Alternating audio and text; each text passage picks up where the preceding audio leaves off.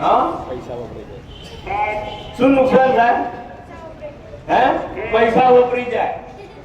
સાચી વાત છે ને? સાચી વાત છે. એટલે તમને શું ને પૈસા વપરાય એટલે તમને શું નુકસાન થાય? મોટામાં મોટું નુકસાન તમને થાય. હા, કેન્સર તો એ વ્યક્તિને થાય, પપ્પા ખાતે પપ્પાને થાય, મમ્મી ગુટકા ખાતે મમ્મીને થાય, પણ તમને મોટું નુકસાન થાય. એનાથી પણ મોટું નુકસાન તમને થાય. તમે અહીંયા શું કામ આવો છો? ભણવા. બરાબર ને? ભણીને આગળ વધવાનું છે ને? હા, હવે ભાઈ કીધું પૈસાનું નુકસાન થાય તો ગુટકામાં, દારૂમાં, બીડીમાં પૈસા જતા રહે તો તમારું જે ભણવાનું છે અટકે કે ન અટકે? હા, અહીંયાથી સાહેબે કે બેનો 50 રૂપિયા મંગાવ્યા સ્વાધ્યાય વૃત્તિ માટે કે કોઈ બી અભ્યાસની લગતી પ્રવૃત્તિ માટે, તો તમારા પપ્પાને તમે જઈ કહો કે પપ્પા આજે સાહેબે 50 રૂપિયા મંગાવ્યા છે, તો તમારા પપ્પા શું કે પેલા?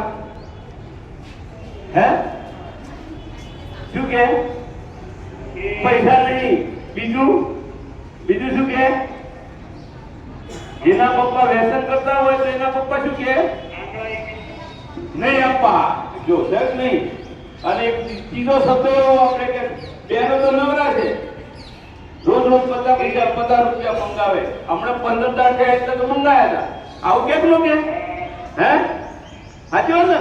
તો આ તમારા અભ્યાસમાં રૂકાવટ કરે. હા, અને પાછું કેવું છે કે જો બીડી પીવી હોય, ગુટકા લાંબા હોય, મસાલા લાંબા હોય તો તરત 50 રૂપિયા આપે. બેટા લઈ આવજે પેલા ગલ્લાથી કે છે ને એવું. હા, એટલે બીડી માટે પૈસા છે પણ બાળકના અભ્યાસ માટે પૈસા નથી. એટલે એ નુકસાન મોટું ખાસ ન થાય તમને. આજે કદાચ 50 રૂપિયાનું નુકસાન છે, તો ભવિષ્યમાં મોટી કોલેજમાં ભણવા જાય અત્યારે તો ફ્રી હશે કદાચ, પણ મોટી કોલેજમાં જાય તો એટલો પૈસા જોઈએ નહીં. ત્યારે આ પપ્પા જો વ્યસન કરતા હોય, આ મમ્મી જો